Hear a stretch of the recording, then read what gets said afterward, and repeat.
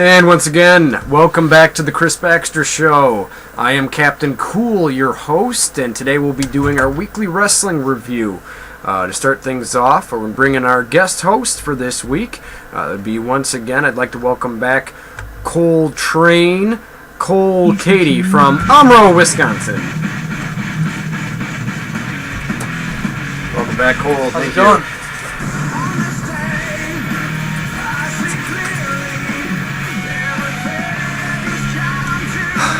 Great song. First of all, I'd like to congratulate Edge being inducted into the Hall of Fame, along with the Four Horsemen. And obviously, anybody who's a wrestling fan knows the Four Horsemen had such a large mark on the history of wrestling, and obviously Edge's career, is legendary. And before it was all said and done, I think people remember as one of the finest performers. Unfortunately, his career was cut short, and it was a sad thing. But I remember a lot of his matches. I'm sure you do as well. Congratulations to Edge. Welcome to the Hall of Fame. We're going to kick things off with Raw. We've got our first question of the day to start things off, though.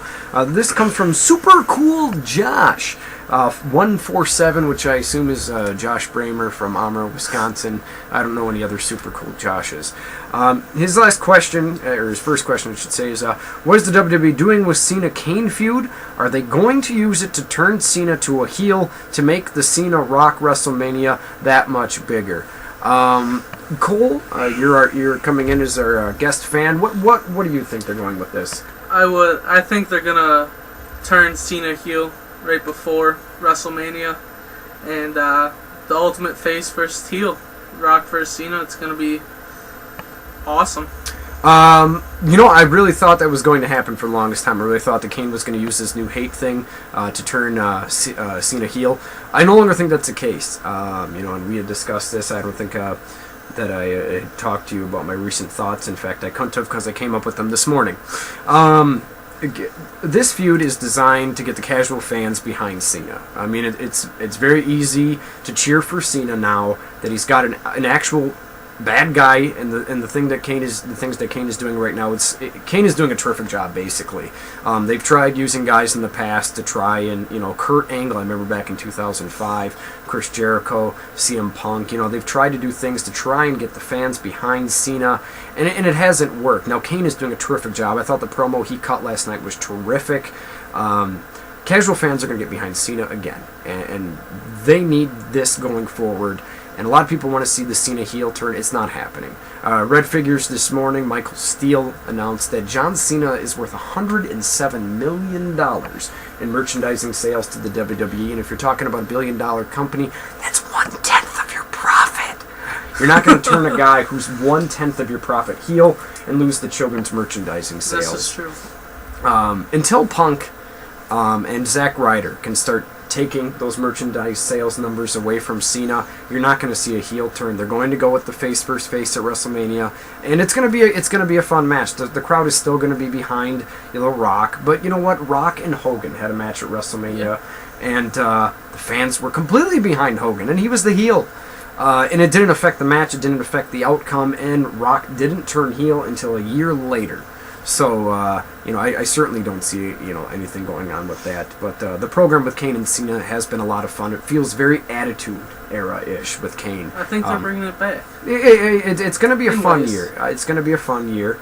Another thing that felt like the Attitude Era last night, and not in a good way, was Brodus Clay's debut. The Funkasaurus, big letdown. They need a young monster heel to come in, and giving him Rikishi's dance moves and the Godfather's attire is not going to get the WWE the monster heel they're looking for. I mean, I understand, what they're trying to do here, but it just doesn't feel right. And on top of that, Brodus Clay is actually the one who came up with the House of Pain, or the Hall of Pain. Yes. I don't know. He came up with this idea for his debut. They gave it to Mark Henry. He goes on the huge run, wins the world title, has a great reign, and now Brodus Clay is pushed off for months and comes back as the Funkasaurus.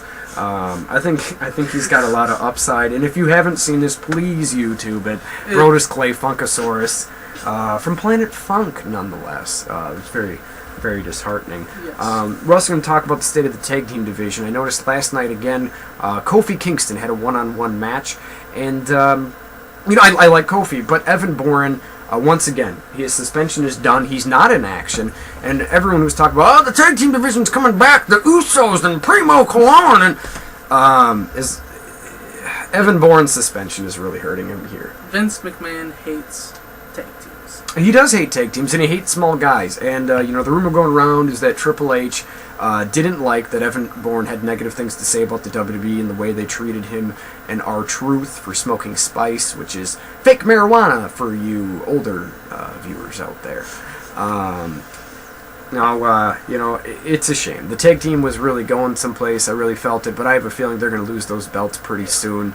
And, Evan Bourne is probably going to fall into nothingness. I see him as Paul London version 2.0. And if you guys know what happened to Paul London, well, we're going to see it again. Who? There you go, Paul London, yeah. Punk and Ziggler, though, they've got a good feud going on, and I think it's going to be a terrific match at the Royal Rumble. I'm really excited for it. An interesting thing happened last night. I almost said Evan Bourne. I'm really sorry. We're going to edit that out. CM Punk hit an elbow on Jack Swagger, going for the 1-2-3. The ref hits 3 when Swagger's shoulder is up. Punk looks upset. It's obviously a ref botch, or so we thought. But the way I looked at it, it was a very clever tool by the WWE. It was done on purpose. John Laurinaitis wants to ref the match at the Royal Rumble, and the reason he wants to do that is so the referee makes the right call. Now, doing this last night with the ref screwing up was a very clever way, and I've never seen the WWE do it before, where a referee purposely made a botch. Now, I don't know if it was on purpose or not, just my assumption. Your thoughts on that? I didn't happen to see it, but from what I've heard and read, I like your thinking on that. I've never seen that before. Well, you should probably watch Raw. We're going to get to Chris Jericho later in the show. I know that's the big buzz. What's he doing, Chris Jericho? But obviously we're going to save it for the end of the show. I'm really excited about what Chris Jericho is doing. Looks good. Once again, Natalya Neidhart and Beth Phoenix didn't have a match last night. Very interesting. I thought they're going to push the Diva Championship a little bit more this year going into the Royal Rumble, when the Rumble is usually a pay-per-view where you can do your experiments. The Rumble is your main attraction, and every other match on the card is your experiment. So if you're going to do something fun, the Royal Rumble is the time to do it.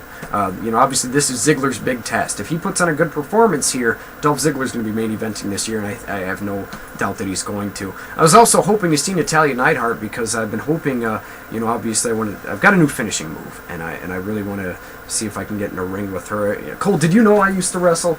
I did. Yeah, did you? And did I ever show you my finishing move? No. Well, I'm not going to display it on you, but I'm a big Mick Foley fan, the Mandible Claw, and you see Kane, he's now doing this smothering move with the glove. It's fantastic. Well, I think Natalya Neidhart is beautiful, and obviously intergender matches don't happen that often, but if there's one female wrestler I'd like to get in the ring with, it would definitely be Natalya Neidhart, and I really think I could finish her off. I definitely think I can make her finish. With the move, reminiscent of Mick Foley, the vaginal claw. Basically it looks like this. I think you can do the rest. And to top it all off, in the spirit of Mick Foley, Mr. Kako. And